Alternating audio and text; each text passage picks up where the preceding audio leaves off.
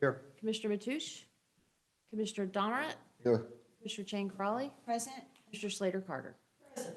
Okay. First off, we have public comment. This is an opportunity for members of the public to address the commission on items that are not on the agenda. Unfortunately, we are not able to take remote comments at this time, but we do have some people in the audience in person that would like to make comments. Sherry Ingalls. And staff and all of you. I'm Sherry Ingalls. I'm the owner of Half Moon Bay Sport Fishing at the harbor. We've been there 18 years in the building, 33 years on the harbor. Over half my life has been there. I have 3 items that I'd like to touch base on. I can't stay late because I have to take care of other things. So one of the items is actually on the agenda. Hopefully it's okay to say that. First of all, the harbor meetings at 10 in the morning, middle of the week, really doesn't offer the working public an opportunity to have their voice heard.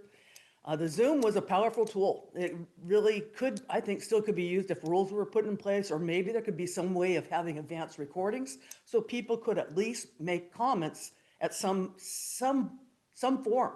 Back in the early 2000s, so like 2005, over in South San Francisco, we used to have 30, 40 people at times at these meetings. Very important meetings where people were able to hear and discuss and be part of the commission process. I think it would behoove the commission to really consider to either move the meetings back to the evening so others can attend, or figure out a way to make Zoom work. I think it would really be good. Now, it's kind of bugged me.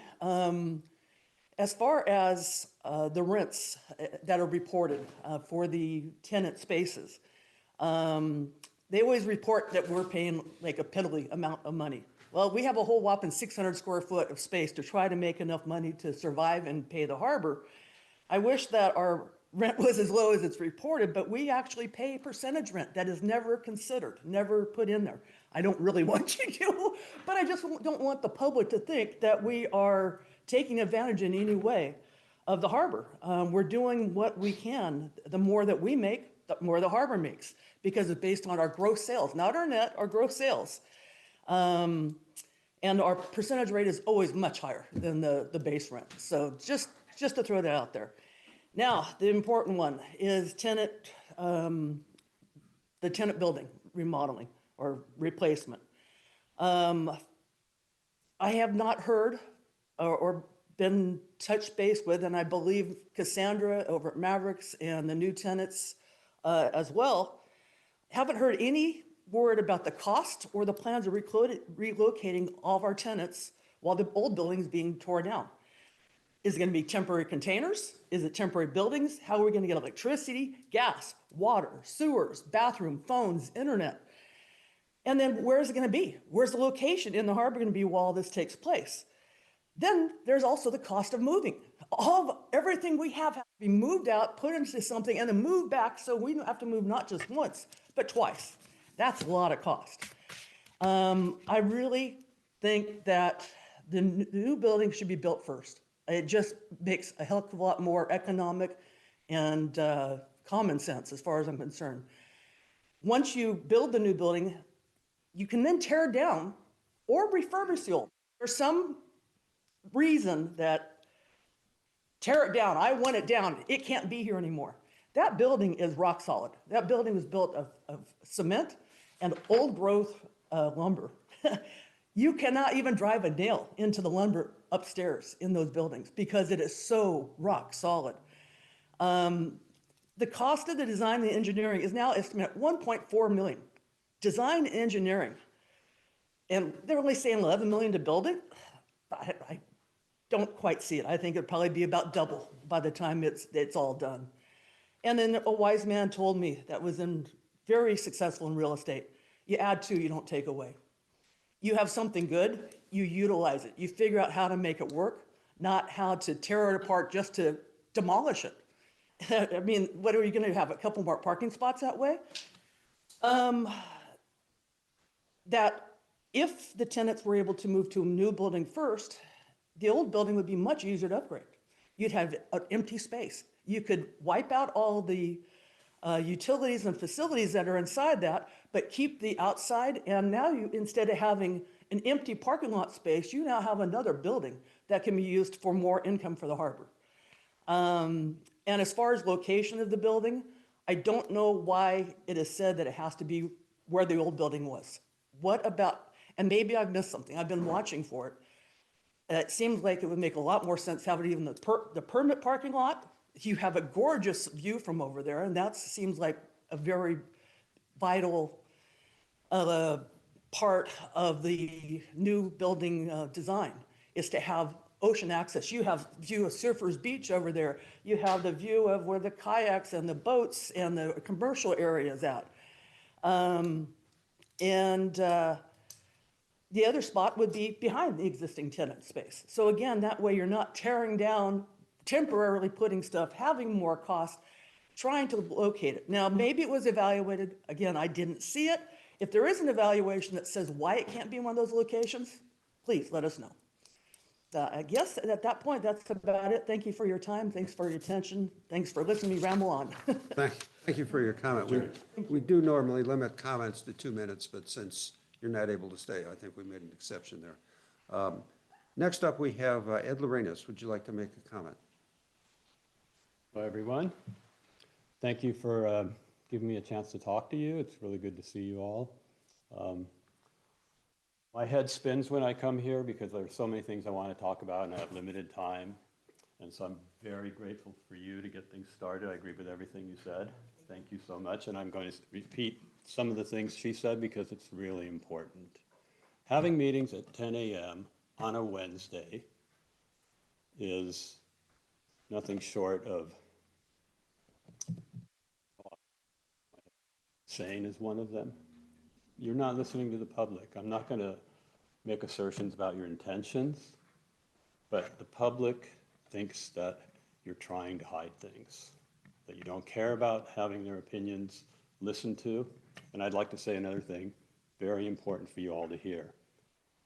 Not allowing the public to come here via Zoom makes it even look more crazy. And to assert that the public can send you an email and you will read it, and that's an equivalent to a person actually being here, looking you in the eye and talking to you. It's not the same thing. It doesn't have the same effect. And it's very difficult for people to believe that you actually care. So here's my message to you. If you actually care about your public, the people that voted for you, the people that pay half of your budget at least, change your meetings to the evening and listen to them. Thanks. Thank you for your comment.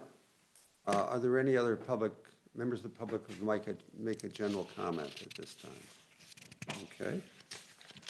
We will move along to commissioner comments. Who'd like to start it off? George, you have anything to say?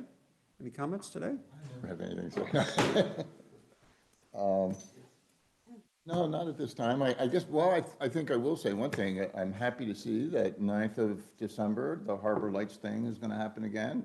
I think it's time for folks in the area and in the Bay Area, whoever come to that. I remember when the kids were little, we would come. It's a fantastic thing. So happy it's going to happen again, that we get a chance to all kind of party and have some fun for the holidays. So I'll start with that and end with that. Maybe more comments later. Virginia, Yeah, I'll second what George said. I think that's exciting. But are we gonna also be in the parade, Jim, for the Night of Lights parade? They haven't contacted us, but I haven't reached out either, so Okay, I'll reach out. that'd be kind of fun. I do want to say that I went to the Cal LAFCO meeting on October 18th, which is the reason I couldn't be at the October meeting. And just a couple of, it was very, very informative, and just a couple of takeaways. One was that Bills and claims, LAFCO is discussion. helpful and constructive rather than, We do it different now. Consent one or I discussion think one? that whenever there's an. Discussion one, okay, I figured that. Okay. Report, they want to make sure that any of the agencies that are written about understand that they're trying to be helpful and they're going to work on that continuously. And the other thing is, since I was there as a special district representative, I actually put in this pitch for, collaboration between special districts and the cities in the county, just because so much of, there are pretty many special districts in general who are part of, the LAFCO process, or can be a part of the LAFCO process. And I think that sometimes special districts can be viewed in a negative light, and I just wanted them to know, because this was actually the last session, that special districts have a role because we actually provide essential services. So I told LAFCO that when they move forward and working together, which they want to do in general, collaboratively, that they need to know that special districts need to be included in some of these discussions. I made that Okay. pitch for special districts. Thanks, Virginia. Thanks. Catherine? Nothing to say? Okay. The only comment I'd like to say is, I don't, if any of you haven't been to Oyster Point Marina recently, I'm pleased to announce that the construction is done. Kilroy has moved off. I mean, they're still working on their phase 2 or 3 across the road, but that's done. The Gabriel Wall that collapsed last winter has been redone. That was abutting the parking lot. The new, I'm not sure if it's called a recreation field or whatnot, that's going to be built on, that's on the mound of dirt that's left over by Kilroy, is going to have a ribbon cutting by South San Francisco Park and Recreation on Saturday. And so we're happy to see that complete, and I will be there if anybody else. And so that's also the time that they do their annual Thanksgiving fun run. So that's the fun run starts at 8 o'clock on Saturday. The ribbon cutting, so I plan to get there between 8 and 8:30. Great. Okay, we can move on to activity reports. What I'd like to do is just give each of our managers and directors a chance to run through their report, and then we will take public comments after that, and then commissioner comments after that. So, Jim, do you have anything to add to your report? The only thing I want to, again, is the Lighted Boat Festival. We're looking forward to it. We're glad we're bringing it back this year. And we encourage everybody to attend, and encourage the commissioners also to attend and help us out with judging. So we're looking forward to it, and hopefully everybody can attend that night. Nothing else to add unless you have questions. Okay. I have a question. Well, let's wait, let's hold comments. I'm just going to run through all of the reports. Jim? All right. Or, I mean, John, anything to add to your report? Everything's going quite well at both harbors. Pillar Point Harbor, been very busy last month because of recreational crab season. I think we're having a lot of success.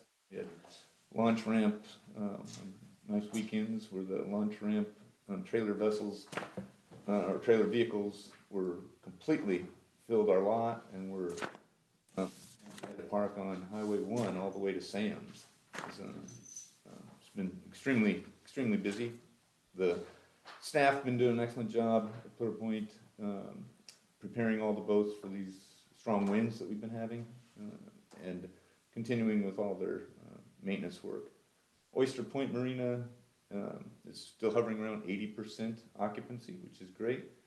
And everybody there again has been working hard to do improvements and repairs to the docks, keeping everything afloat. I'd like to mention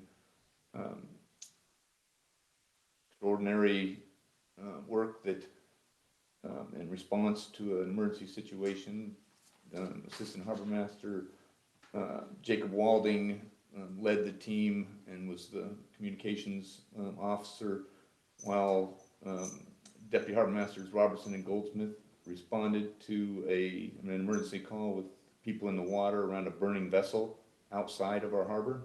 And when they got there, they were able to actually position their boat to where they could throw a life ring to the person that was hanging on to a anchor line at the front of the burning boat. And the person was saying that they couldn't swim and they thought they were dying, and the individual was able to grab the line that our staff had, the safety line that our staff had tossed to him, And then they were able to pull him a short distance away from the boat and get him out of the water. And he was treated for some minor burns, but was okay. So I did and that was Jacob Walding, Assistant Harbor Master, and Deputy Harbor Masters Robertson and Goldsmith.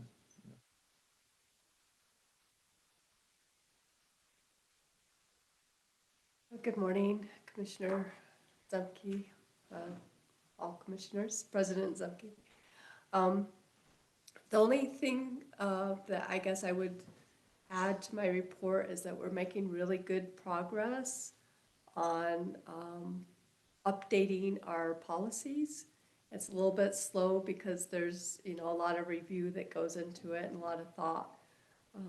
But those policies should start coming to this commission for review in the near future. Thank you. Okay, at this point, I'll ask if there's any public comments here on any of the staff reports. Okay, members of the commission, comments on the staff report. George. Just a quick question for Jim. For Harbor Nights, there'll be an expectation, I would think, of people coming to that for food, beverage, stuff like that. What do we anticipate to be open at that point in terms of our new vendor? And do we have provisions, if that's not going to be open and available, that we would have food trucks or something else that would be, because people are going to be looking, they're going to be walking, they're going to be looking at the lights, they're going to want to, have something to eat. Are we thinking about any of that? Yes, and right now, the Pelagic is scheduled to be open. Okay. So we're looking into, of course, drinks for hot chocolate and Okay, coffee and stuff like tea separately, but Pelagic should be up and running, and then also Ocean Cider will be up and running, and I believe they will also have live music at Ocean Cider that night. Okay. So in addition to our, it's gonna be here also. Okay. So, yes, and then we also have several kid games and projects for the kids that come. So they get a takeaway for their Christmas tree or for whatever they want to use it for. So our lead person on this is Melanie, and she's doing a fantastic job with the support of Chris Tibby and his staff. So looking forward to being there and participating myself, and then it should be a good time for everybody who comes down. Thank you. Any other commissioner comments? Okay. We can move along then to the consent calendar. Are there any items that people would like to pull from? Or maybe let's do this first. Let's ask, are there any public comments on the consent calendar? Okay. Are there any commissioner comments on the consent calendar? I have one. Yes. I would like to have more explanation on item 8. I would actually like to have that pulled Okay. We will pull item 8 and add that. at the end. Would it be appropriate to add that after item number 4 on the discussion before we go to closed session? Is probably the best place to put Well, it. that makes all Yeah, the that's sense it. in the world. Yeah. Okay. All right, we will pull that one. Okay, I'll entertain a motion to approve items 1 through 7. So moved. Is there a second? Second. A second. It's been moved and seconded that we approve items number 1 through 7 on the consent calendar. Can we have a roll call, please? President Zemke, Aye. Commissioner Domrat, Yes. Commissioner Jane Crowley, Aye. Commissioner Slater Carter. Yes. Okay. Moving on to discussion items number 1, consideration of resolutions approving purchase and sale agreements. Jim, I believe this one's yours. Ellie's gonna put up a figure for us so we can look at it as we discuss it, help in our discussions.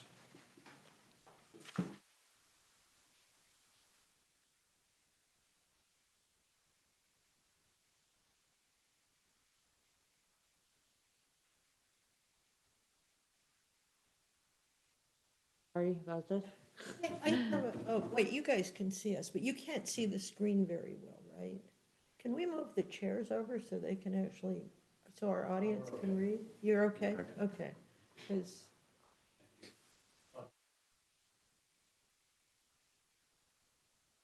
it's going to be, For some reason I'm having a problem finding, oh, there it is. Here we go. Just move it up a little bit, if you can. The bar, there you go, perfect.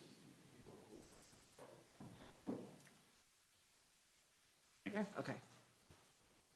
President Zemke, Board, as you're aware, we've been working with the sellers of several pieces of property located above the Pillar Point Harbor Boat Launch that currently has a residence on it, right next to C Lot, at the top of C Lot, and then has 4 empty lots next to that, all the way down to Sam's Charter House property. And then across the street, 2 pieces of property that are also part of the entire package. There is a centerpiece of property that we may look at purchasing in the future once plans are developed. But right now, that is a completely different owner, and we haven't engaged with that yet at this time. The properties, again, are, will make it continuous for the Harbor District to have land all the way from the top of C1 down to Sam's Charter House, which right now is mainly a grass field with 1 residence on the north end. On the south end, the lot closest to Sam's Charter House, that used to be access to the water or some kind of boat launch way back in the day, but it has been cut off with the coastal trail and no longer extends all the way to the ocean with a ramp. But the ramp is, that piece of property has been, earth has been moved on it and to create that area, and it's still there, that slope is still there. There's, the main reason we're looking at purchasing this property is to extend parking to the boat launch and get it closer to the boat launch, and also increase the number of spaces so that we can get trucks and trailers off of Highway 1 when it's a significant fishing day, which happens several days a year. Just this last November 4th, we had crab opener for recreational. We had boats and trailers parked on both sides of Highway 1 down to Sam's Charter House, really choking down Highway 1 and making it unsafe for people walking in that area and for the drivers going in between the trucks and trailers. More dangerous than those cars on the highway around Sam's, which are mainly smaller passenger cars, not trucks and trailers. So that's the plan. We've been negotiating with the owners of the land. There's 4 different owners.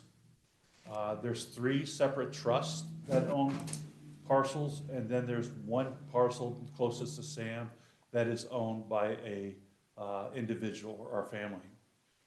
We've all, with guidance from the board, we have negotiated a price for all of the properties and attached our resolutions approving the purchase of these properties in accordance with the purchase sale agreements that you've been provided.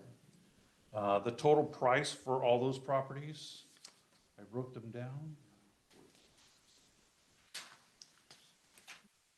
$8,583,554. That's for all 4 purchases of the piece of the property. And with that, the recommended motion for this item is the adoptions of resolution number 2314, resolution 2315, resolution 2316, and resolution 2317, all attached to the staff report. And those resolutions have to be individually approved, as there is 4 different entities in which we are buying the property from. Barring any other questions, that's my report on the property purchase. Okay.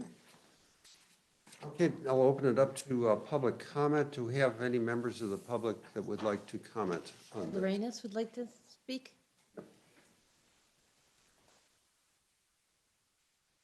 First, I'd like to say, remember that you can take a question that I ask and ask it yourself and discuss it amongst yourselves without violating the Brown Act, and you correct me if I'm wrong on that. So I have a lot of questions on this, but first I'd like to give credit to that last slide to Lisa Ketchum, who's a planning commissioner and is in the room. She did a nice job at putting that together because, and you did it without anybody asking, because I looked at your agenda item and I couldn't decipher without going to the planning offices and trying to figure out either online and such what those parcels were. So I don't know if that was her slide or not, but it's very similar, and I appreciate you putting it up. Yeah, it was similar to the one we were gonna use, but it was clear as a package. Okay, thank you. Questions I have is, where's the district getting the money to do this? Not clear to me. It's difficult to find it in the budget. Maybe you guys can point that out to the public, and I think the public has these questions too. Is parking the only thing you plan on doing with this? How is this consistent with the district's mission statement? And just as a resident, I live in Moss Beach. I've been in the community for a long time.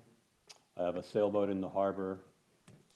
I've had sailboats in this harbor for a long time. And the other day I was working on my boat. I sat on the dock, which is Sea Dock, and I ended up with splinters on my butt. Walking from the parking lot to Dock C. The thing looks like a double helix. It's twisting. When I clean the bottom of my boat, there's little pieces of styrofoam all along the water line. Those come from the docks falling apart. So I have a Surfrider t-shirt. We talk about picking up plastic. And here I am at a dock facility that's falling apart, yet you all are spending $8 million on property and you're not replacing the dock. So I would like to see someone ask the question, how all this comes together, and not to mention what you all are doing at Oyster Point, another expense. So one of you, please answer this to the public so we know what you're up to. Thanks. Thank you, Ed. Other members of the public? Yes. Just state your name for the record, please. Thank you. I'm Lisa Ketchum, San Mateo County Planning Commissioner, former Mid-Coast Council member, and I've been following the district for a long time, and with intense interest. And so, in fact, there's a page on the MCC website that I had made when I was on that council with history and stuff because, you know, all very important to us here in the Mid-Coast. I just wanted to echo earlier what was said under public comment about the time of the meeting and now the fact that public can't comment via Zoom, to, you know, think of the people who can't attend. I'm lucky I'm retired, you know, and I can come over here this morning. So I would just encourage you to look at that again. And as Ed said, I did do that parcel map I'm familiar with all the time, going to the county GIS website, looking at what parcels proposed that might be coming to the planning commission and all this. And so first I saw it on your closed session last June, was it? And I thought, and I looked those up and I thought, wow, this is exciting. And, you know, following along, now here we are. And I thought, but the public looking at your agenda wouldn't know, and they wouldn't know how to look up the parcel map. And so I did put the red lines on there, and I thought, well, this isn't my place to publicize this. You know, I'm not on your board, and but I did send it to the Mid-Coast Council members, so they were aware, and a few others to make sure they understood what was being spoken about. And this ties in, like I say, with just keeping the public informed, because particularly here in the Mid-Coast, this is of such importance to us. Over the years, the Harbor District has owned local parcels here, sold them, bought them back, different things going on, and even that you used to own part of the Burnham Strip, and sold that, now buying back another part. I really can understand the desire to purchase, if you had the money, the contiguous parcels between you and the highway, that you can access the harbor on foot right from there. Really great. Lots of ideas for that. I don't understand the two parcels across the highway, what that really has to do with your mission. And I think I'll just leave it at that. Thanks very much. Thank you for your comments. Okay, I'll open it to commissioner comments. I'll start. Thank you. First of all, I don't think this board is going to make the same stupid mistakes that past boards made with real estate.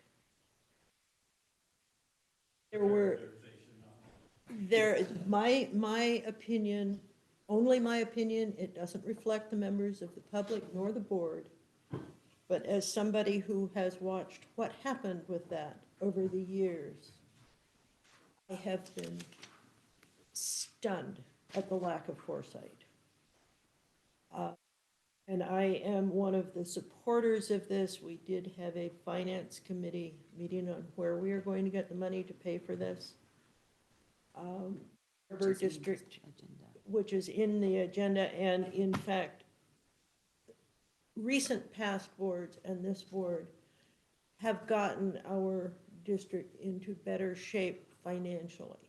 The reason we are doing it now is because real estate is a time-based opportunity, and when it's gone, it's gone. Our mission is about emergency response, and it's about public access. We don't have adequate current Harbor District lands and facilities to meet either of those needs. I admit public access is one of those odd things, like on a freeway where you've got a 10-lane freeway like up through Auburn, and it's packed bumper to bumper for about 3 hours every day, and the rest of the time it's vacant. But that's how public access is a very timely need. And the folks from Foster City and Burlingame and Redwood City who want to come over here on a nice day need to have access, and that's parking. And I think public access is one of the parts of our mission statement that has been under acknowledged. Because as you said, people over there, a portion of their property taxes comes over here. And this is a public access point. So it's very important that we take advantage of this while we can. And emergency access, the county is not maintaining the airport in necessarily a way for emergency access either. And if we have a major earthquake or tsunami, or we have need to park fire district emergency vehicles, we need a place by the highway, and that's up. As far as future use, the current needs is for parking. I would like to see this stay as public access and not get built on. I can't promise that. I can't promise what future boards will do. It might somehow turn into a source of income, depending on the needs of the community and the district. But if we don't get it now, we won't have it. And we're going to get more and more and more closed in. Lisa, you were from Dixon. Ed, you're a very aware person. You know how in the Central Valley, acreages got sold off for housing, and all of a sudden the intended use for agriculture was no longer possible because the residents were upset of these new subdivisions. I also look at this as a way of protecting the mission and the status of the Harbor District and the harbor. I wish they hadn't done what they'd done in the past. And I'm not gonna be here when the renewal of that RV parking lot, of that RV lot lease comes up, because it's another 25 years off. But I hope to God that the district is smart enough to make use of that for district purposes instead of giving the income away. And to be real honest, one of the things I'm very concerned about, and you guys both know it, is the ability of people of limited means to be able to come and enjoy the coast.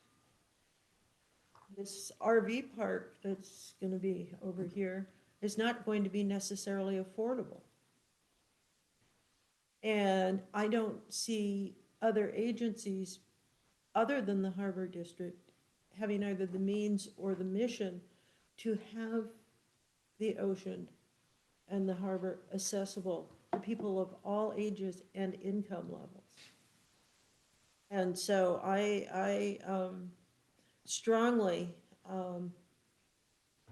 support this and hope we can get the other two parcels, if we can get them at a reasonable price, we don't give money away, so that we can have spots for people to maybe bring their RVs and for crab season, because it used to be people could bring their RVs, have crabs, do their crabbing or their salmon fishing or whatever it was they were doing, and be able to afford to come here. I was just at a yacht club event, and I was shocked at how many members of the Harbor Yacht Club, the Half Moon Bay Yacht Club, are from out of town. And when I joined it 10 years ago, it was all mostly locals. Now it's people from Sacramento who have joined our yacht club. And the yacht club has to have facilities for them, but what that is, as an indicator to me, is the popularity and the necessity of the harbor for a broader scope of people to use than ever has been in the past. So we may have to put aside painting things but real estate is available now. And it won't be if we put this off, and I can guarantee it will only become more expensive. We're all aware of what's going on, even in California with our problems. So I support this. I think it falls fully within the 4 squares of our mission statement. And I wish I told Jim, I told everybody, I wish this harbor district had been buying oceanfront lot or bayfront lots when they were $25,000.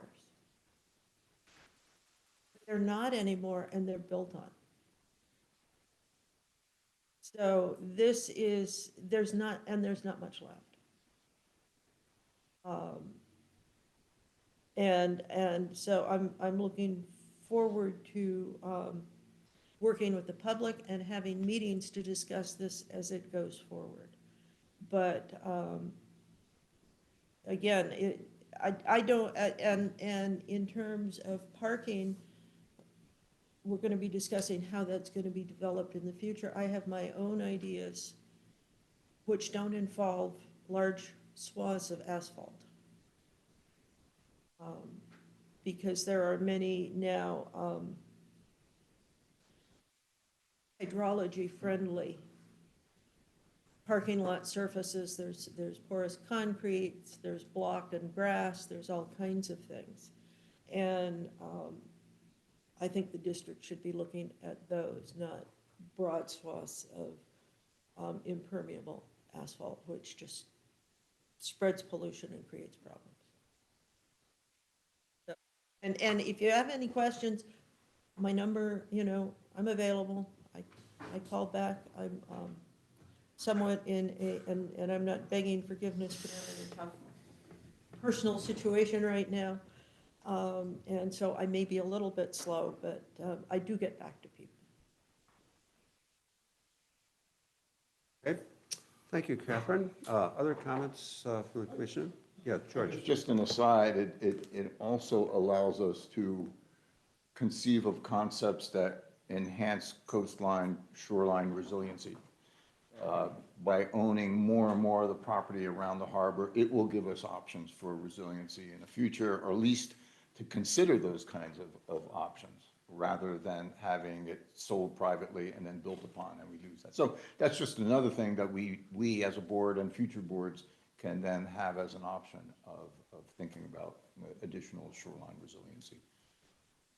Thank you. Thank you, Judge. Um, Virginia. I support everything that has been said, and I just think that the properties that are adjacent to each other are, I mean, it's such a rare opportunity to get that type of, have that opportunity. And I think it would be a wasted opportunity if we didn't move forward. So I actually commend the staff for actually having a good relationship with the owners, so they would be willing to sell, because they weren't willing to sell at some point, and for putting the staff report together and looking at the finances to make sure that it works. And thank you to the Finance Committee, which is made up of Catherine and Tom, to make sure that this was financially feasible. So I'll make a motion to approve the purchase and sales agreements for the acquisition of properties located at APN 047252220 Cabrillo Highway, APN 047252230 Cabrillo Highway, APN 047252240 Cabrillo Highway, APN 047252360 Cabrillo Highway, APN 0472523901180 Cabrillo Highway, APN 047251040 Avenue Alhambra, and APN 047251140 Avenue Alhambra, and that's my motion. And I believe we need to make these individually. Do we the- ha- or- Each, You can approve all the resolutions by one. There's 4 separate resolutions, but you can approve them with one motion. with one Yeah, motion? yeah. If Oh, I okay. might ask that we add in the final line, which is, and And finding such exemption, actions yeah. exempt From from CEQA. California Environmental Quality Act, CEQA. Yeah, sorry, I missed that. And can I add just one budgetary addition to that, is to approve the increase in capital expenditures to be funded by available working capital? Let's make that a separate one. Okay. I'll second this. Okay, any further discussion? I would like to say, just for the public, if you drive down from the lands we're talking about at the north end by the light, on the ocean side, on the other side of Sam's, you will see an example of what was put in by another, allowed by another jurisdiction, which could have been more carefully thought out for the environment of the harbor. And so that said, that was also one of my concerns is sure, as you said, that the harbor environment and Resilience. resilience is paid attention to. So, roll call vote? Okay, thank you. I just want to add too that I do agree with all the comments that were expressed here as well. Can we have a roll call, please? Mr. Domrat, Aye. Mr. Chang Crawley, Aye. Mr. Slater Carter, Yes. President Zemke. Aye. Okay, we'll move along to item number F2. Wait a Finance. minute, we Yep. have one. Let's, One more motion. On the financial piece, right? well, I guess we can make it under this one. It probably makes the most sense. Would you like to suggest a motion for the funding Yeah. of this? The question I have, though, is that motion wasn't on the agenda. And so I'm wondering if we don't want to, it's not an emergency item, so if we shouldn't wait until the next meeting. Yeah, but shouldn't that budget reflect that anyway? Is there a motion that's even necessary? But couldn't we wind it into the next item, the financial committee update? It's related to the, But it's not a motion under this update. It's not an action. This You're isn't asking for an informative. action item on an update. So The agenda just needs to include a general description to inform the public about what's being considered. And discussion item 1 is pretty broad. It's talking about considering resolutions approving the purchase and sales agreement. So arguably it's, covered by that and you can include it. So I don't see a real concern with it. I mean, do we We even can't, have we to? can't make the purchase without approving the money anyway, so I mean, it kind of I mean, fits. to me, it's almost just, you would assume that that would be reflected in the budget. Why does there even need to be a motion? That's a procedural thing that we do as part of the policy of anytime we approve a contract, for example, for a capital project, we include language there to be funded by available working capital and to increase the capital expenditures, and then that equals signal to our accounting staff to do a budgetary entry to make those funds available. I'd like to have it as an agenda item on another agenda, just because it's not specific in here, and I'm kind of, I don't know, I would just, we already approved this. I would go with Julie's recommendation to make the motion to move this into the budget that will allow us to buy the properties, so that we can move forward with the transaction. Do we know what the schedule is for this transaction? What's the escrow date or? After our next board meeting. let's just wait until our next board meeting. We can have a full discussion and. We have when the PSAs are signed, we have good faith money that has to go into escrow.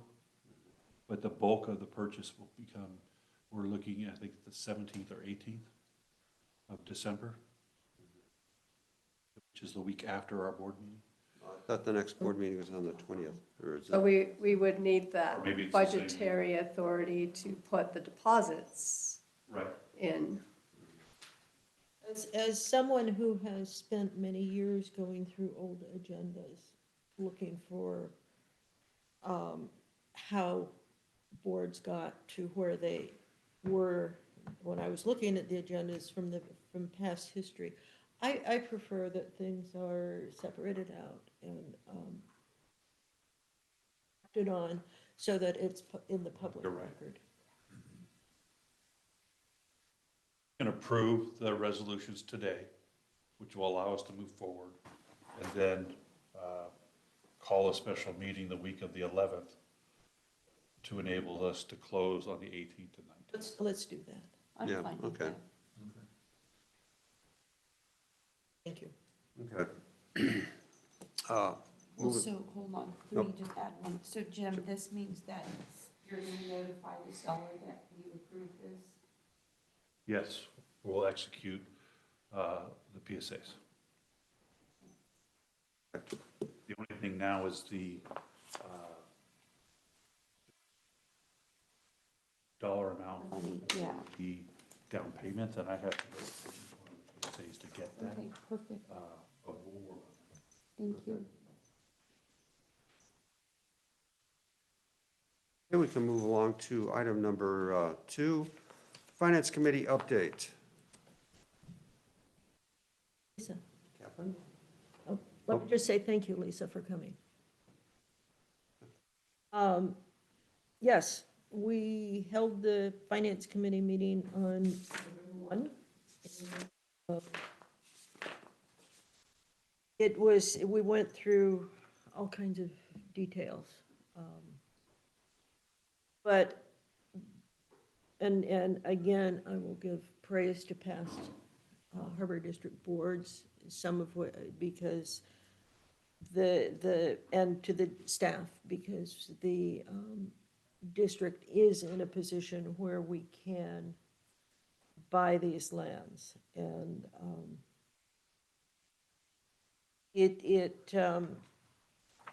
so we went through it. We looked at the 5-year CIP. We do have stuff we can move around if we end up needing to, but at this point, it appears that we're pretty much on solid ground.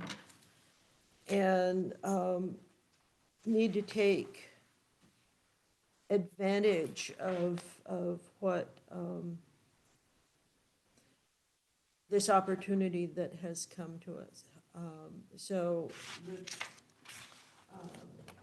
we're looking at the retail center and that committee as well. And we had, that was an important part of our discussion on whether we could afford this. The retail center is a mixed bag of opportunities and burdens. So we're working on planning for the future with that, as well as trying to keep the costs down. But the financial health of the district is good. You can see it in our audits, you can see it in our financial statements. And so I am comfortable that we should be buying this land now and that the district will be going on a solid financial footing in the future. I do not want to see the district. I personally do not, but more importantly than my small desires is we have a staff that is managing the finances of the district very, very well. And making important amendments so that we are not spending money wildly. And just a quick note to your comment about Cow City. Prices have gone up so high that I don't think a lot of those projects that were planned are going to be able to be put forward in the way they were planned. And it's going to be a board discussion about what happens. And it depends on our agreements as well and timelines. But at this point in time, our budget and our 5-year capital improvement program are strong, and we're moving forward. And just as another side note, I'm very pleased with what we're doing with being, we're on the Coastal Commission agenda tomorrow. Yeah. To get work done, and so with staff and consultants' help, we can keep costs in line for getting all of this stuff that's been postponed for decades done. We are keeping an eye on the finance committee, and again, it's staff who is keeping this whole project moving forward.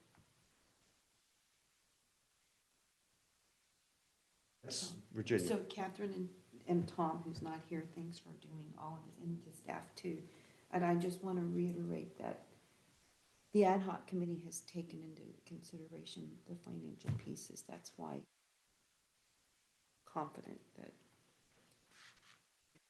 finance committee's been given some good information to move forward. So thanks for all that work. Okay. Question I had, the Finance Committee report, I do appreciate the report, and I did watch the recording of the Finance Committee, the subcommittee. Which is available for everyone. Right, which is online. available for the finance, standing I'm committee, sorry, right? the finance committee. But one of the things that I found useful in that was the table that was presented, which was kind of difficult to read on the video. And I'm wondering, is there a way that we can make that available to the public? It's not in the report, or the published Finance Committee report itself. Can we put that, I thought think it that was- it, There's a link to it, it's just not Yeah. printed. So maybe it's, I think if you click on the heading above the video, that you'll come to the actual agenda and the links to that. okay, because all I remember looking at was the video, which was helpful, but I think it would be useful to have the access to the report as well, so. Can probably put the agenda more apparent, because you did need to know that you had to click on that heading in order to get to the agenda portion of it. That would be good. Yeah, George? So, you know, when we talk about finances in the finance committee, there's a direct correlation to all the different things we do. That's an Yeah. obvious one. The one in my mind is the direct connection for the purchase of the land. And are we increasing deferred maintenance because of that? So when we look at the finances, you know, I mean, we could defer some maintenance. We would probably have to have a list of high risk and low risk for deferred maintenance. But had we evaluated, are we adding to a deferred maintenance list? I guess, you know, the members of the public indicated, you know, conditions at some of the docks and stuff like that. And if we're not going to be doing that, we defer that maintenance. We need to explain that to the public, you know, that it's kind of low risk right now. We'll pick it up, you know, at a later date. But I'm just wondering, are we increasing the deferred maintenance of the harbor to do this? And then And you want to answer that? We didn't get into the specifics of sanding the docks, I have to. well, not that, but I mean, deferred maintenance is all maintenance of the harbor. So that's just Exactly. an example of a small piece. There may be other things that we need to maintain that we may not have to maintain right away and we can defer it. And there may be some things we can't. So is it impacting, the purchase of this land, is it going to impact your deferred maintenance or your maintenance program? No, I would say. Always have monies to continue to do all the maintenance work that we need to do to the dock. And whatever monies we need to do the repairs. As members of the public stated, though, that the docks are old and can only do so much in repairing them, so they do eventually need to be replaced. Which is not deferred maintenance. Is there a schedule for the replacement in our general plan? We've got a design engineering team working to get all the permitting in place, in addition to all of the design engineering, your expansion and the replacement of the commercial docks. And that actually, the Coastal Commission is considering that permit today. Oh, that's today. Yeah. And then we'll still have some additional permitting, but that entire project is estimated at present to be somewhere around $37 million. So unless there's direction otherwise, we're going to have to continue to seek funding unless we, like I say, if there's direction otherwise, where we determine that we're going to not do it all as one large project, but just not efficient to do it that way. It's better to general managers using past connections, et cetera, to try to seek funding to get us some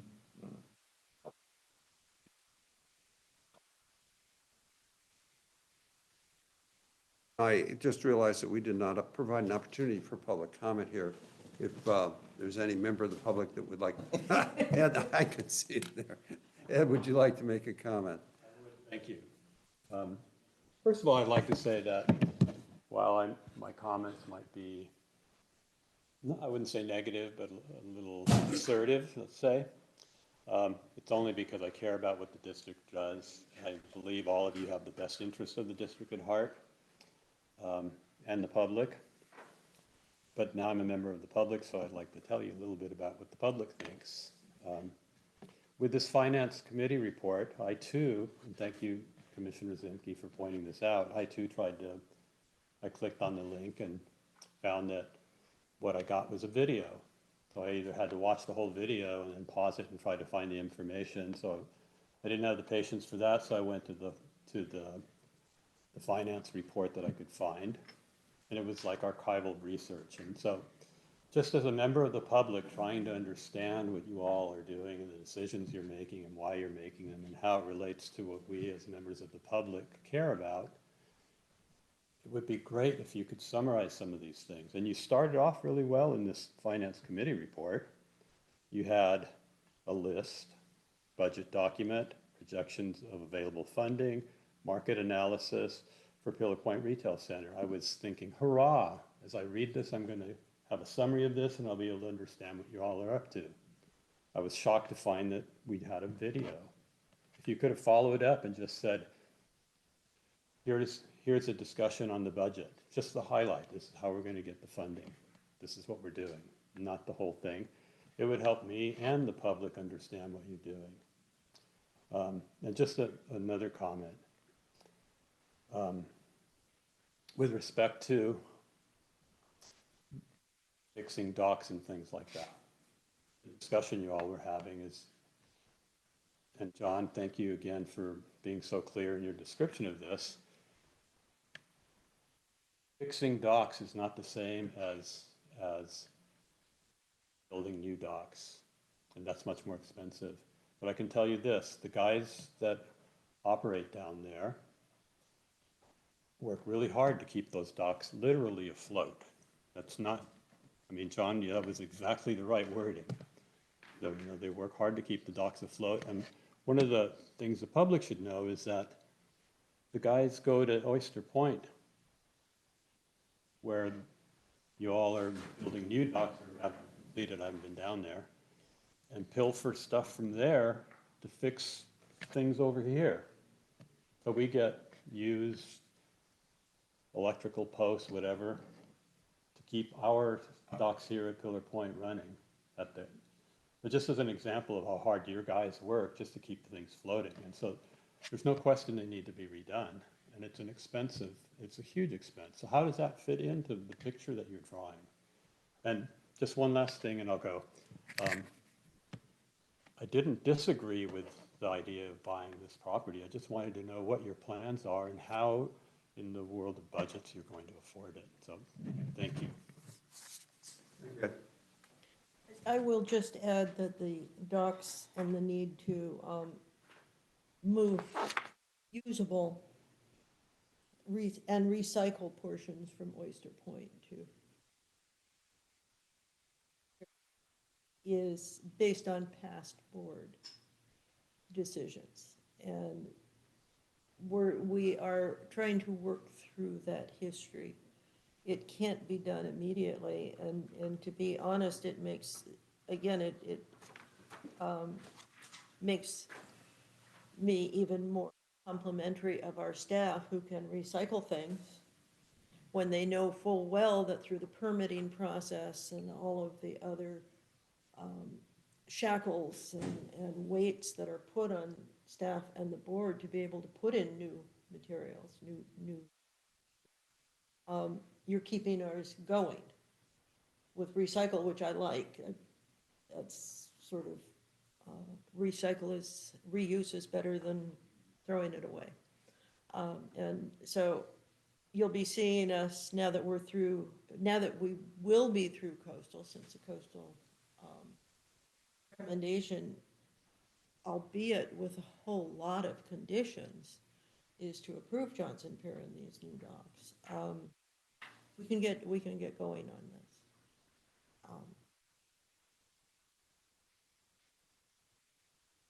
So that's again, my first consideration, my first questions, Ed, when I got on the board were about the cost of this new retail center.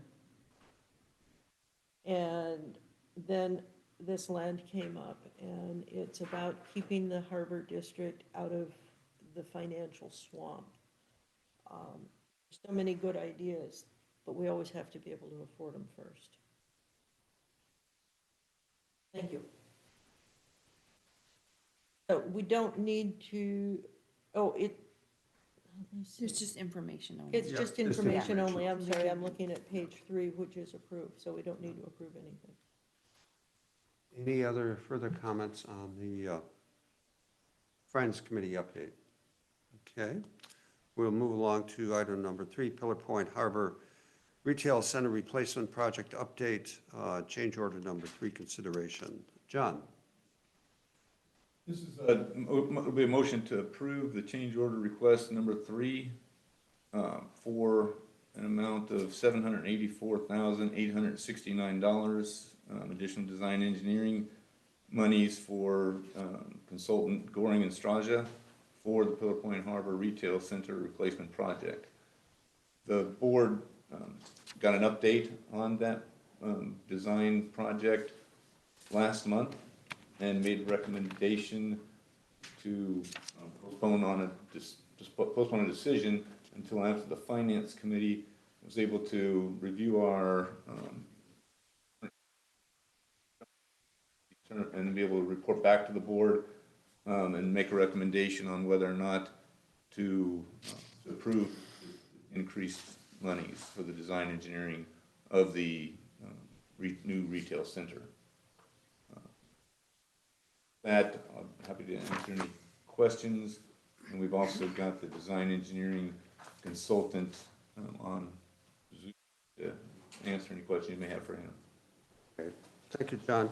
I will ask, is there any public comments at this time on this? Okay. Move along to commissioner comments. From the committee, we're taking a long-term view of this project. And Which committee? from the design committee. Our committee. Our The ad committee, hoc- yeah. ad hoc, yeah. And trying to figure out what we are going to need to meet the needs of the public in an affordable manner. And unfortunately,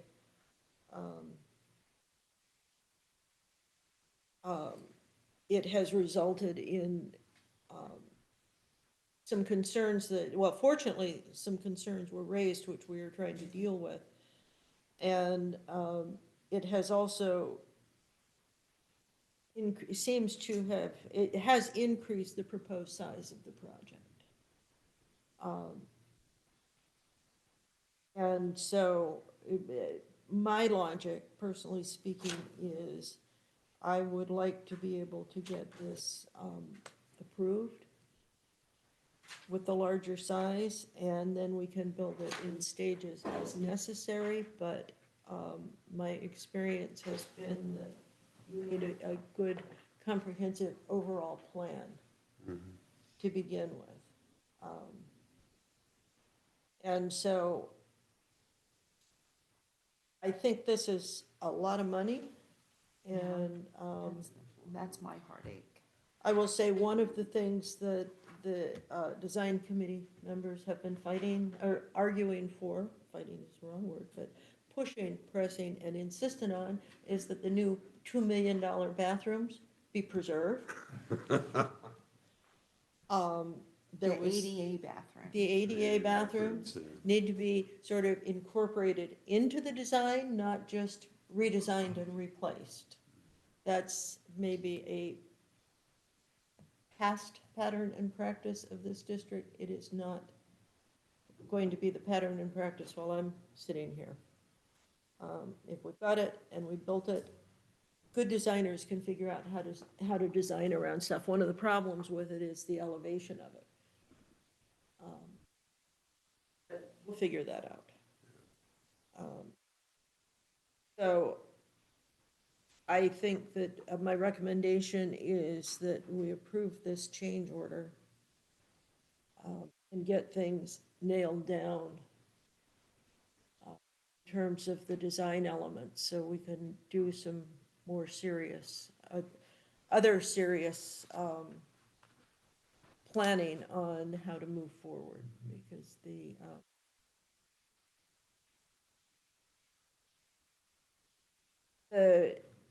unfortunately, the opinion of those who are in the building field are that we can't reuse the old building.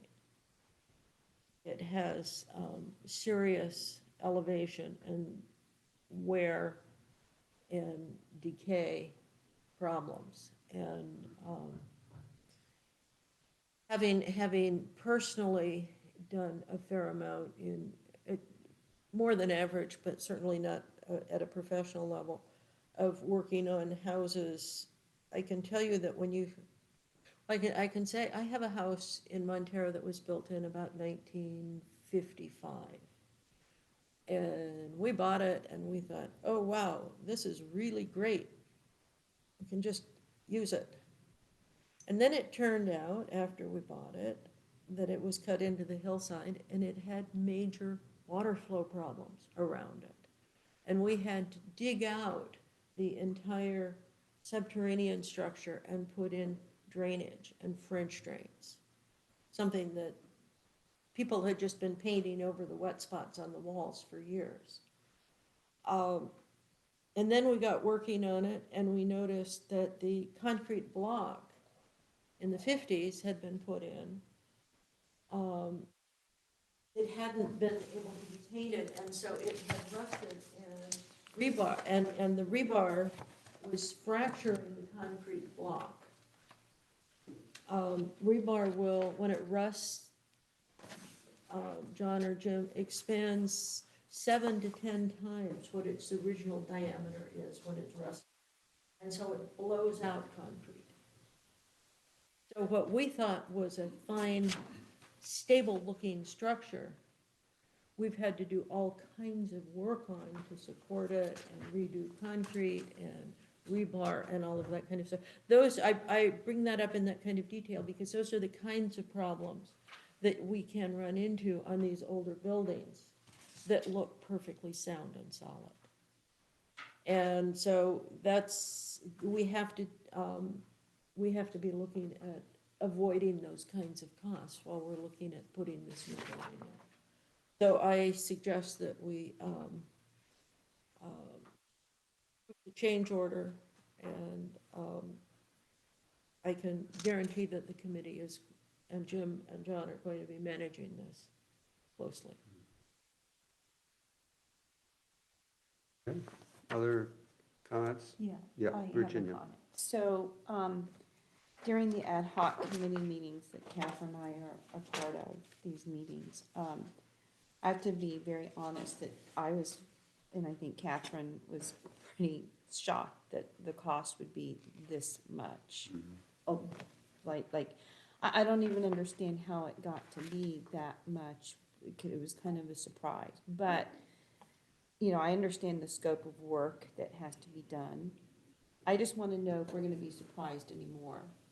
I mean, it sounds like this is more kind of like a final tab for just the planning stage. I mean, I'm assuming that this is going to include the planning, the San Mateo County Planning Workshop that we have to go through. I mean, this description of additional scope of work, can I just find out? I mean, it sounds like it's all of this. If you look at the base and additional fee summary, are we going to have any other unexpected expenses on this? Because this is almost double what we were told to begin with. And I get that it's 225% more, and we have to go through this as a new development. But I don't understand why we were the estimate was so under the range that we are now at. Is that a question for me? Anyone who can answer it, because I can't. Yeah, please, go ahead. Okay. Hearing it. Anyway, the simple answer is the project got more than twice the size that it started out as. And the process has become a bit more evolved, a bit more involved.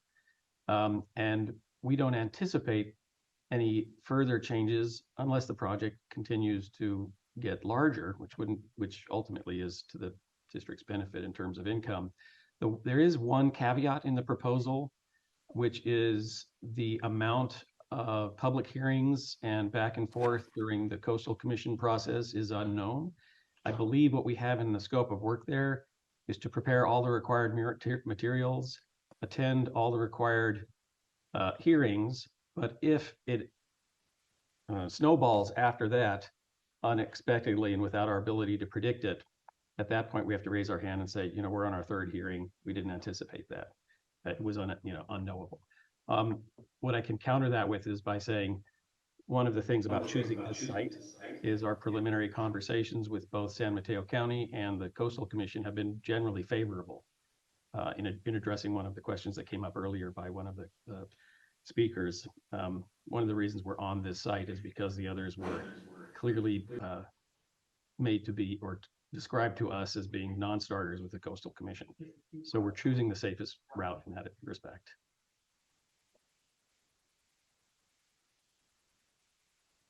How many meetings do we hold? By the way, while I'm getting bad news, I should also say the engineer's cost estimate is our architect's cost estimate. And as we proceed forward, one of the very first things we recommend doing is engaging our cost estimator, whose fee is in there, so isn't it an extra cost, and saying, give us a cost estimator's breakdown of this thing so we can really see specifically where the costs are. And then while we finish schematic design, if some of those costs seem to be insane, we can wrestle them down before we get any further. Just a question I have. Conceptually, this work that we're proposing to do here would bring us all the way through all of the permitting, the conceptual designs, so that we would have a package that we could put on the shelf, and then 5-10 years from now, I'm assuming the next step would be to translate that into construction drawings at some future The package date. you're approving now actually includes our fees through the end of construction, assuming a relatively linear process. If the project or so, we would stop wherever the project went to sleep. And I can't speak to what happens with fees or scope 5 years down the line.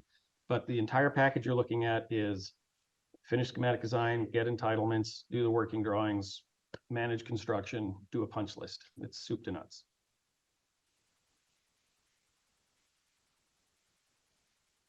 One concern I have is that,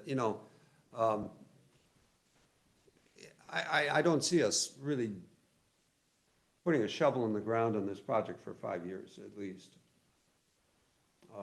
to meet Pelagic's needs of establishing a business there. And is there any risk that things might change in those 5 years, as far as what the county might want, or what the Coastal Commission might want, or that, is there a risk here that throws us back a bit? So I mean, how safe are we saying we've got all this project approval, and then it sits on the shelf for 5 years, and somebody says, oh no, what about this? We'd like to have this. I'm trying to wrestle with that risk, I guess, is what is wrestling in my mind. You have more of a history with the district than I do, but I think hidden in your question is, yeah, there's risk. Things can change. By the way, getting the approval with Coastal Commission and county will take probably between 1 year to 2 years, and probably closer to 2 years. So by the time, then and that approval is good for, I believe, 2 years before you start construction. So you have a kind of 4-year window, and after that, things get a little little iffy. I would also add that mission creep, project creep, is one of the major hazards of a public agency. Yep. It depends on the strength of the board to be able to say, no, we've planned this out well, and we're going to get it to the point where it needs to be before we consider any mission creep. But I was just reading about a dam project that was started 2 years ago that has tripled in cost, not because of the board and not because of the staff, but because of financial issues that are out of control of the boards and the staff. We've all looked at what has happened to the price of gas in the last 2 years. I'm just reading a note that I got that PG&E was looking to do a 25% increase in electrical costs. And somehow it may have been cut back to 13%. So if your bill's $400 a month, you're looking at just under $450 a month. That's a big chunk for a lot of people. So these things are going to happen, and it's up to us, the board, and the staff to do what we can to keep this within the bounds we place. But mission creep is definitely, so many good ideas, so little money. Can I just a moment address Commissioner Crawley's question directly about how the project got so much larger? I think you might remember several months ago when we first presented the original schematic design, which was much more modest. A resident and attorney who I think a gentleman whose name I don't remember, but he was instrumental in getting the Devil's Slide Tunnel built, suggested we look at it. That would be Mark Mark Massara. Massara. Yeah. He suggested we would look at a hybrid scheme. The scheme we had on the table rebuilt the existing building in place, which would have made it impossible to keep existing tenants, and really only added a 2,000 or 3,000 square feet to the building size. And his sort of hybrid suggestion was, in hindsight, incredibly useful and productive, I think. We have a scheme where you can choose, as you go through finances, whether the project is feasible, but also the building got larger. And when we did some snooping around in the Central Coast Commission, I've forgotten what the group is. They have a historical section on your district, and they have photos of, as I'm sure you do, when that building was first built. There was only parking in the lower area. The other stuff didn't even exist. So the amount of use and capacity and traffic that comes to your site now has far more than doubled. And I think it's just completely rational and logical in keeping with how much you've grown, that facility grows to support you. I understand that, Jim. I just didn't think that, all of the work would be double in price. I mean, I expected it to be high, but not going from 6 figures to 7 figures. So that's, I mean, and actually, the hybrid model is something that I think made a lot of sense, and that's why the committee, was supportive of it. But I don't know, it just seems like the cost, I mean, I get it, and, I just want to get this moving. I just also think that, mission creep, as you said, Catherine, could increase the cost more, so we have to be very focused moving forward. Which means that our public meetings will have to be very focused as well. George, you want to chime in? Yes, I guess a question for the ad hoc committee, the finance committee. Last time we talked about this, we wanted to get a sense of, if you build it, they will come. In other words, we're going to be building something twice as big. Will we get, the finance, I mean, of people coming to that? Does it make a good business sense? That's I'm assuming you guys evaluated that and saying, yeah, if we build it twice as big, we'll get, twice as many people coming. So I want to get more of a sense of, how you guys discuss that, and are you feeling more comfortable about that?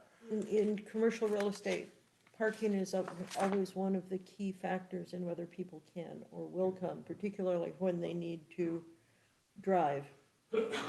And we've seen that #1. increase. And as we've seen that increase, we've seen the lines out the door on a nice day when Catch Joanne was open and people were, and they were doing a whole lot more to-go food at that point in time. Yeah, during COVID. But another part of it, I'm lobbying for the district to strongly consider how to make sure we get adequate publicity to draw people here. Even the little farmer's market that happens monthly in Princeton now is advertising on Nextdoor. Advertising and giving people a sense of what's going on is very important to getting people to come. There's a lot of competitive venues anymore. It's one of the reasons I asked for the contract with Pelagic to allow us to include food trucks. So that we can have more different draws for people of different economic levels and resource levels. But I believe that the business here is, it's known around the world. People know about Half Moon Bay, they know about this harbor, they want to come here. But we have to have the ability for them to come and make use of it. One of the things I like that we were discussing in this hybrid model is how to have more outside seating, for instance, for people. So they could get food to go and take it and have a nice pleasant place to sit, not necessarily inside or on the sidewalk. I think the demand is there. If you go through shopping malls, even with the internet and so on, they are for the most part fully occupied. It's the office spaces that are not being utilized and that are surplus at this point. I can't speak to the future, I can only speak to my experience, but I believe that we will be able to have that business coming over, not on Monday nights. And it's not gonna be a 24/7 kind of business, but again, it goes back to making us, our mission statement about public access and making things available for people. And I have to admit, Ocean Cider, I thought it was a wild and crazy idea. It's been great. And I am totally impressed with the business it's doing. So I think we have lots of opportunity. I think if we wait 10 years to double the size of the building, we're going to be spending 4 times as much. And that then makes it tougher for if you're going to do a cost-based rent structure. People need to be able to afford the rent too. So I think it will be there. I think doing it now is important. And if we have surplus space that we maybe have to wait for a while, we should be talking to maybe the state or the environmental organizations and getting some information up for people so they understand what they're coming to and why this is such a special area. But if you drive around Princeton on the weekends, oh my God, there's just no parking spaces. People are wandering, they're on the trails, they're everywhere. So this will be one. I guess the only other question in my mind that really came up when a member of the public asked that question, it's going to be really important to explain to them how this will all get phased, you know, in terms of the current residents, the leasees, as you would call it. How's all that going to work? I remember earlier discussion with the hybrid kind of scheme. Hybrid meant like kind of more phased construction in a little bit of a different area so they could stay where they are, continue their business till the next building is done, and then somebody moves in there. And then I was under the impression we would be doing more moving that building back towards the road where that parking lot is in the back. And then parking would be in front, additional parking, but the building would get moved backwards, so that Not the whole building, portion of it. portions of it. And we're So that going would up be the- and back. So that would be the phase part, we start building part of it in the back, so, and when that's done, the leasee can move into there while other person, or, and that's it. But it's gonna be really important to explain to them how that's gonna work. Oh, absolutely. Minimize impact on them, and I don't know if they really have seen that yet and how that may work. Well, we haven't been, we don't have the specifics Okay. for that just yet. And it also depends on the lease situations. Thank you. Yeah, we do have a strategy for it though, as shown on the screen here. The little red circled spot would be phase one, and as you can see, it allows the building to stay in place. But it's more than just structure, it's finances ultimately. Is this gonna cost less than giving the existing tenants temporary facilities on site? We don't know.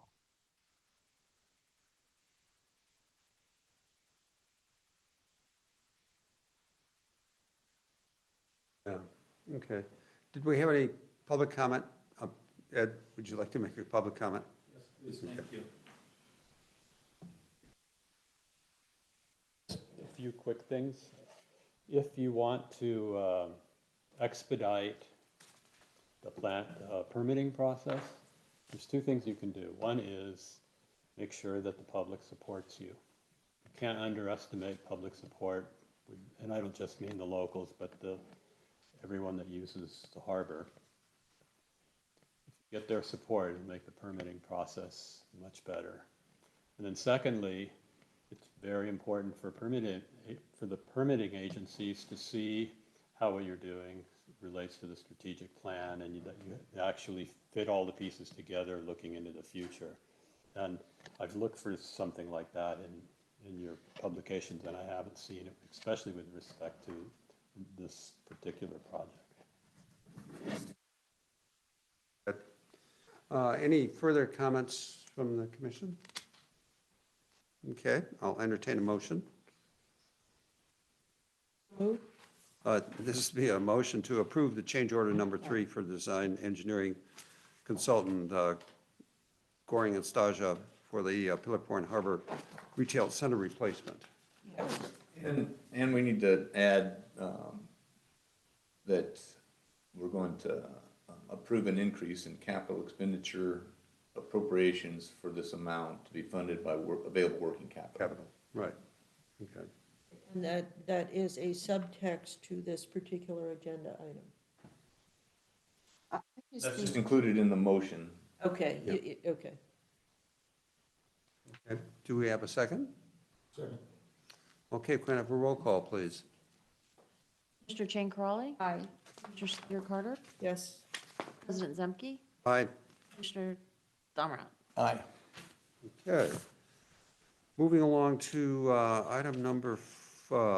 discussion item number 4, the 2020 strategic plan review and update. Jim.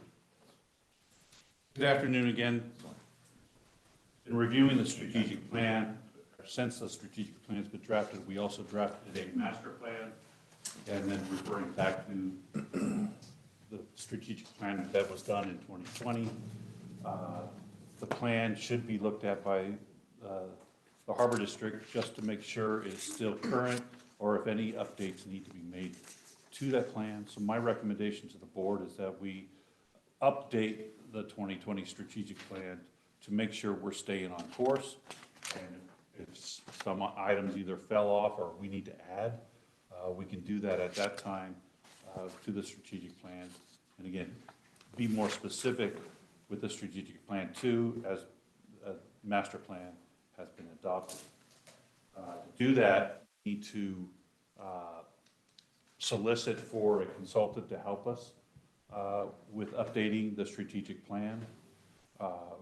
There are 2 very highly qualified consultants out there that can do this for us and have been involved with the district before, BHI Management Consulting and Roush Communications Consulting. Roush Communications helped us draft the actual 2020 strategic plan, and before that, BHI Management Consulting was involved. To be able to go out and do this, I need permission from the board to use the simplified acquisition process, procurement process versus the formal, which allows me to go out and get bids from 3 companies and then use the best value in consideration which ones we would recommend to the board to approve. We have the board, the strategic plan 2020 is going to be 2024 with a goal of finishing the update by 2025, which is right on time with the normal 1 to 5 or 4 to 5 year reviews of strategic plans.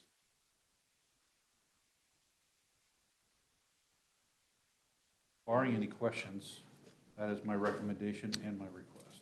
Okay. Virginia? Yeah, so I think it's a great idea, Jim, and, if you're asking for a preference for consultants, I kind of would like to stay with Martin. I think he's done a good job, and quite frankly, at the time, I don't think we were able to really finish the session as thoroughly as I would have wanted, and that's just, I like Brent Ives too, but I don't know, I think that Martin, kind of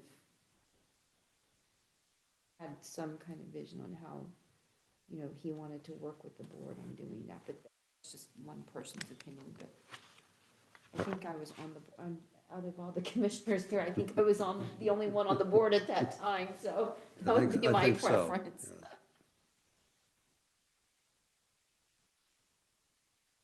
That matters, Jim, are you asking between BHI and Ralph? I need, I think we should I move would go out forward. and ask for Yeah, the bid. their response to the, our idea of updating the plan. Yeah. And then get a quote on their estimated cost. And then come back to the board with a recommendation of either BHI or Ralph. Okay. I think we should update it, Yeah. especially with all the new property acquisitions and finances, and I think, it could be a good way to be more public about some of the things we're doing, because this update, if we had a meeting, would be a public meeting as well. Catherine? I would look at this as a continuation of the current adopted master plan, because the board had issues in 2020. Yes. And I think this would be a way to finish or to continue. I like the fact that we're doing it. I think it's critical. Ed brought up something about the website, and I realize it's not, I would like to see maybe part of this is to include the site as part of, and accessibility as part of the master plan. I thought it was only me that had trouble finding things on the website, because I'm kind of a technological goof. But the state is making special districts update their websites to specific structure and fundamentals. I know Sewer Authority Mid-Coast side is doing that right now. And I could see that these are two projects that could maybe go hand in hand. It's not necessarily part of this project, but in order for people to appreciate where the district is going, they need to be able to get the information and find out where it's been. But I am glad we're doing this. I was excited when I saw it on the agenda, and would like for us to maybe work in a way when we're doing this update that the public can be involved without having to, number one, be here, and number two, figure out ways to do it through Zoom. I realize that the social issues that have caused districts problems with open access to the public, not only to their facilities and their offices, but to meetings and Zoom and so on. Hopefully, there will be some folks working on ways to protect special districts, and we can just adopt the policies and procedures that they are doing. But I think this is very important, and we need to figure out how to we can't mail a postcard to every household in the county, but put a good public relations program together, telling people, this is what the district is doing, we're looking forward to the future, and maybe get some articles in the paper, and also some ads in some of the local papers and websites.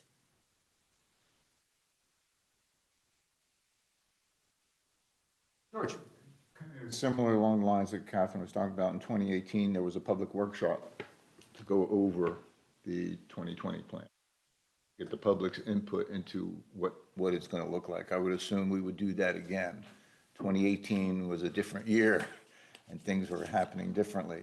But I think a specific public workshop Zoom meeting is doable. Been on Zoom meetings with 100 to 150 people. It's just got to be moderated the right way, but it can be done, and I think we ought to plan on doing that. That we set up a separate kind of Zoom meeting so that many people can participate, and maybe do it on a Saturday, the Zoom meeting. But okay, let's get the maximum amount of public participation for this plan, because it's kind of the guide of where this harbor is going to go in the future. I would do that. would recommend like a Thursday night or something, because Saturday is kids' sports, fishing, soccer, football. We can optimize the time where we Exactly. get the most participation, and maybe we do it in two parts, because I've been in meetings, public meetings, looking at master plans that start at 7 and end at 3 in the morning. And that's something we don't want either. So but I think we can moderate it, that if it's going to be longer than a few hours, we hold it over 2 days or something. I mean, we can figure that out. But I think it's very important to have the public's involvement. I do agree that this is something we really need to do. And I assume at some point, we're going to want an ad hoc committee to work with you, Jim, on this. Is that, do you want to do that, or do we want to use the full board? Once a consultant is selected, ad hoc committee would be beneficial. Yeah, I was gonna say, we have to go through the selection process. Right, okay. That's gonna come to the board. Yes. So when is that gonna come back to the board, in December, or if we have a special meeting? I would, because the deadline I want to put on it is by the end of the year. Yeah. I want to start as soon as possible, so I'd like to have the consultant on board in January. So just, I'm hoping to get it back by December. December. Well, but if Okay. we have a special meeting on December 11th for that, We can bring it back to them if I can get the responses. Yeah. yeah, they should respond. Yeah, I've already talked to both of them, and they're both interested.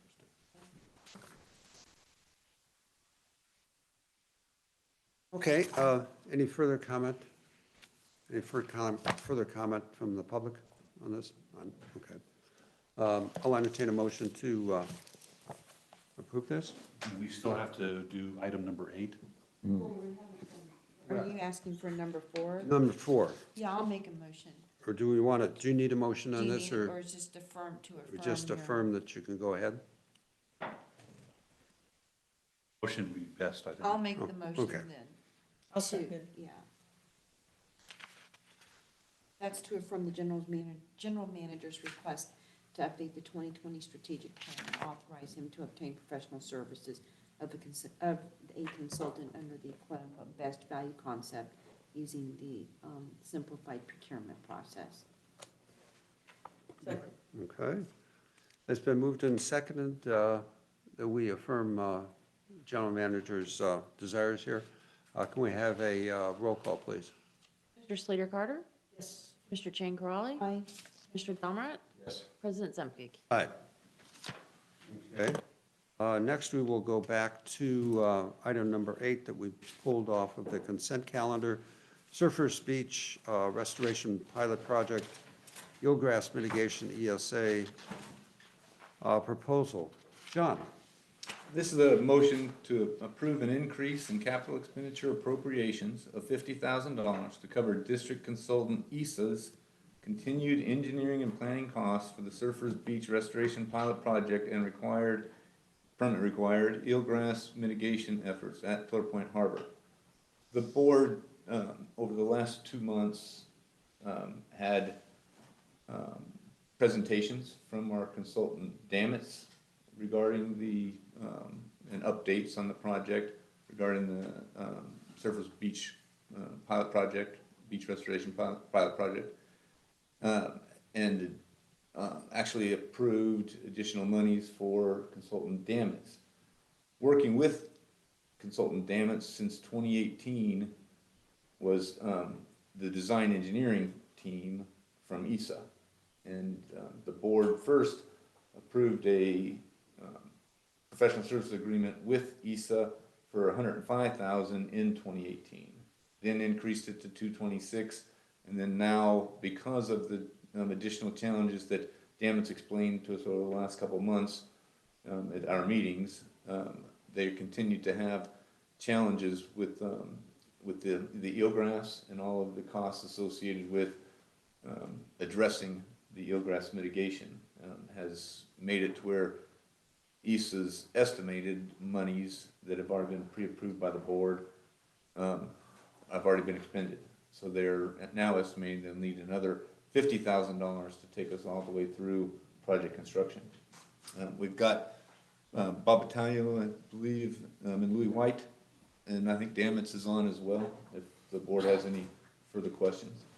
Well, I pulled the agenda item. Yeah, go ahead. So, well, first of all, I think Brad has done a great job. So I just want to thank Brad. Thank you for doing a great job. The 50, it just seems like everything is piecemealed right now. And so is $50,000, going to be enough, or are you going to come back and ask for more? Because it just seems like this, this project has been going on since I was appointed to this board in 2015. So we're nearing 10 years of this. And I know we're at the mercy of other agencies. And I think so far we've been trying to work and have worked collaboratively with the Coastal Commission as much as possible. I just don't know how much more we're going to need. I know that the $50,000 based on this report will cover the costs associated with additional surveys and a 5-year post-project monitoring, right? So what is the? Virginia, commissioners, thank you for considering this proposal. My name is Louis White. I'm the project manager and engineer in charge of the project from ESA. Yeah, I want to clarify that the staff report that you just were quoting, I think it might have been mistakenly identifying what this money is for. This $50,000 estimate proposal is to finalize the engineering design plans, to update the plans to reflect the recent changes that we've heard from the permitting agencies on the eelgrass mitigation site, and then also to provide bid period support services through the bidding process and selection of a contractor. And it doesn't include the construction period support, which would, as you are asking, that would be another chunk of money that would need to be allocated in the future. And working with Brad Damitz and coordinating with him, what we decided was let's get us through the bid process to select a contractor. And then once that contractor is selected and we understand that, we'll be coming back to the board to provide construction period support and engineering. So just to recap, the previous ask over time, there were a number of unanticipated efforts that were needed, including a harbor-wide survey, considering the eelgrass implications on the design, And then we did get some more money to do the eelgrass mitigation design work. And then there were other unanticipated needs from the permitting agencies that required us to shift some money around to accommodate those immediate actions that were needed. And those were done in coordination with the district and under their direction, including a technical study to do a noise analysis for the habitat impacts and just a whole series of things that were needed. And so now we are just looking to backfill the bid period support and finalize the construction package, which is the drawings, the plans, and the specifications and the estimate. And then I understand that the permitting is all like super close to being final. We've submitted everything that I think they've asked for, including recently a mitigation monitoring plan. And now this is just the last step to getting this project out to bid. So is the 50, it doesn't sound like the $50,000 is the end of these costs. No. It would be more ongoing. But so are you saying that, okay, so first of all, the report doesn't reflect what you just said. So, No, and it doesn't. I agree that there's this difference. I'm not happy that this is the information that went out to the public, because it's not full information that you had just described. And maybe I know that there's the attachment here with, you know, your proposed. Attachment is the proposal, was the scope. I understand, but the summary was in the report as well, right? So anyway, in the future, as we move forward with this, because everyone's watching this project, I think that we need to be very clear on what exactly the work is, the work that's being done based on the associated costs. Number one. Number two, how much more are we gonna have to spend beyond this $50,000 based on what you have just outlined? I don't have an estimate of the construction period support task, but it would require construction administration and engineering support through the construction period. And we can put that estimate together for you. I don't have the number right now. Would that be a different phase after, if this gets approved? I mean, it just seems like everything is so piecemeal and we just don't know what that end cost is gonna be. And, you know, after 10 years of uncertainties, at some point, there's a diminishing return on any kind of investment that we're making. I'm not saying we shouldn't move forward. I just wanna know any estimate of what this might cost at the end for this final phase, which I think is important. I think we need to get to the finish line. I think the public expects it. I think we expect it. We want it. But just this these dribs of, you know, this approval for 50,000 or this approval for X number of dollars, it just seems so unreliable and unpredictable for the budget. And I know that's my concern. Our budget, yeah. Well, that's the whole point, is we need to know. That's why that was your concern too. Exactly. Realizing full well that a budget is not cast in stone, but all of these small piecemealing additions add up. And this is a long project. Obviously. And I need to know, what are we looking at overall for the next, you know, so we have this segment in time, but then what are we looking at for additional costs, say, over the next 3 years? Do we even have an estimate? We try and have a 5-year budget. This should be part of it. If I could chime in on that for just a second. I definitely understand the frustration with this kind of approach and the piecemealing. And it's been highly frustrating for myself and ESA as well, because this has been unanticipated, these requests that are coming in from the permitting agencies over the years. We had agreement on a eelgrass mitigation concept years ago, and it wasn't until we submitted permit applications and the consultation with National Marine Fisheries Service started that we knew that we were going to have to address some of these things.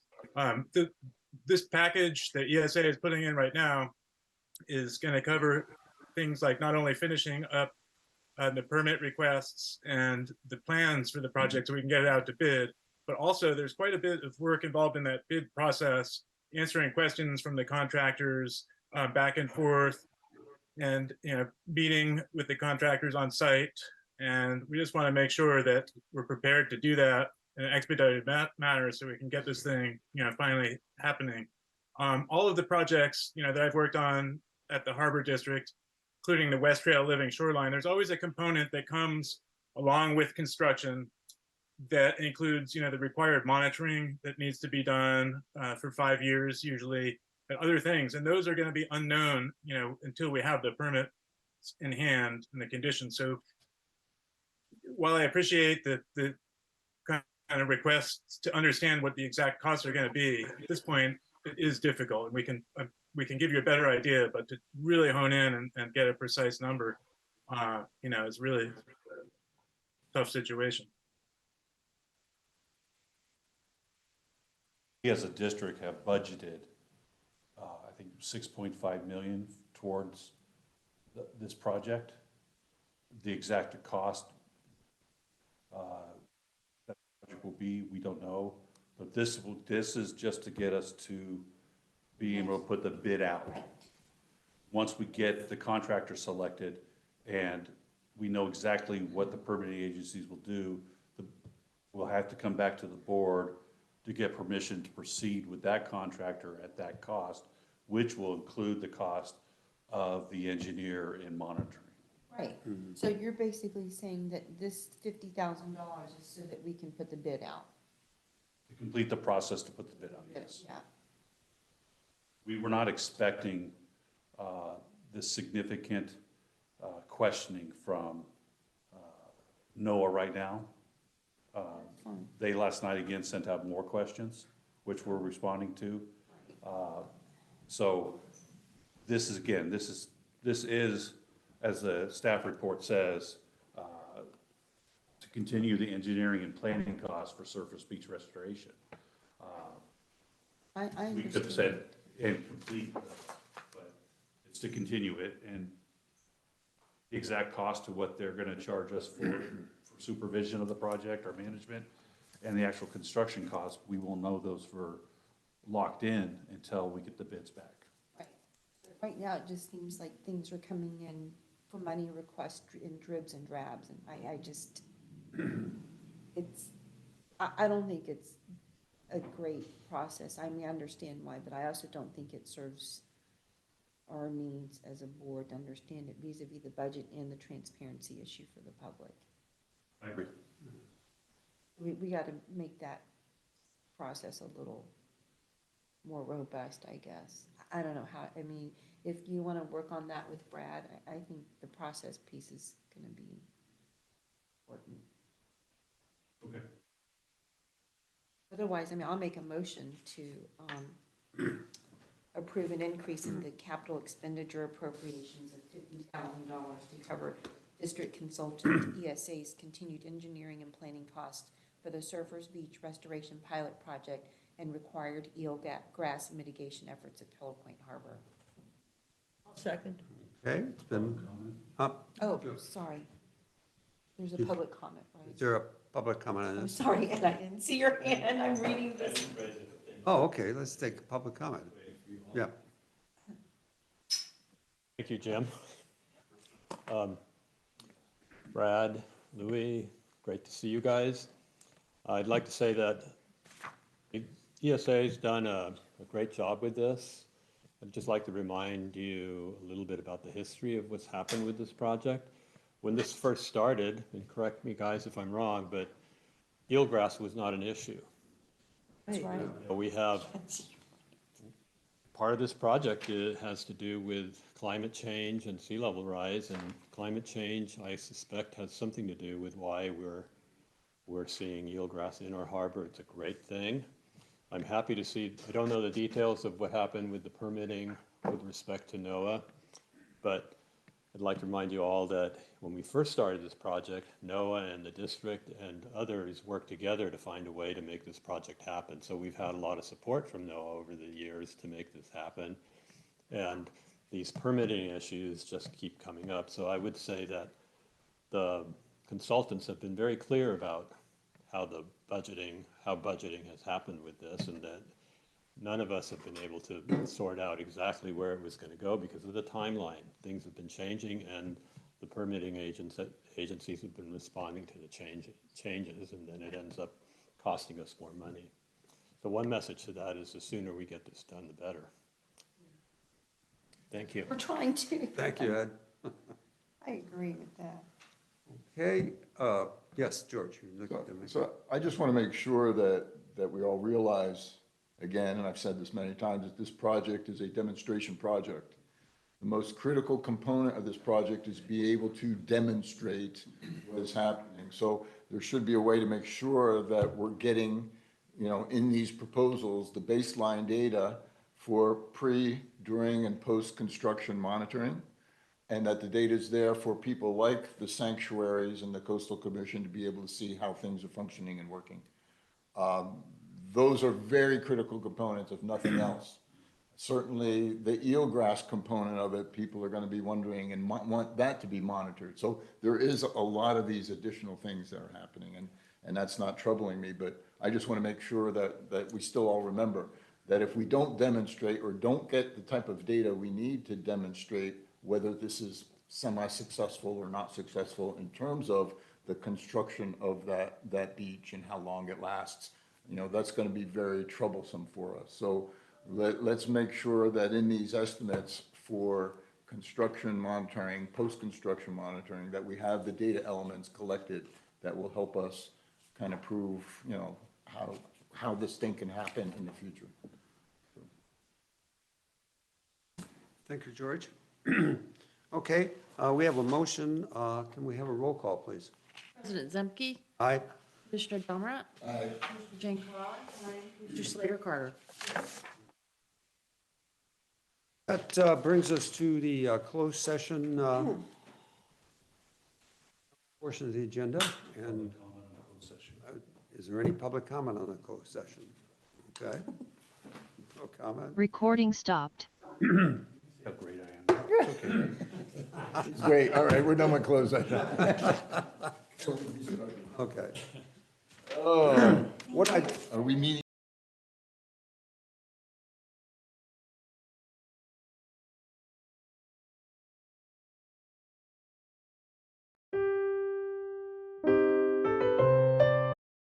Are we? Recording in progress. Okay, we're live. Okay, we have returned from the closed session with no reportable items, which brings us to future agenda items. Are there any future agenda items people feel compelled to suggest? There was. The one I would like to see is to talk about updating to make it easier for the public to access stuff. I think it's a good website, but when I'm looking for stuff, again, it has to be updated for technologically inept people. Like me. Yeah. I'm not What? gonna say We can- anything. We can look at our website, try to update it to that request, and then bring it back to the board as a demonstration. That would be excellent. And like I say, I remember hearing at CSDA or something about the necessity for the state getting involved in websites, so we need to do it anyway. Yeah, our website has been reviewed and complied. Oh, it does, okay. But then again, not for inept people like me. Do we have a consensus on the board that that's a good agenda item? Okay. Any other future agenda items suggested, recommend? Okay, sounds like everybody's worn out. I will Second? take the motion to adjourn. So seconded. Okay, it's been moved and seconded that we adjourn. Can we have a roll call, please? Commissioner Domrat? Aye. President Zemke? Aye. Commissioner Chang Crawley? Aye. Commissioner Slater Carter? What is this green education thing?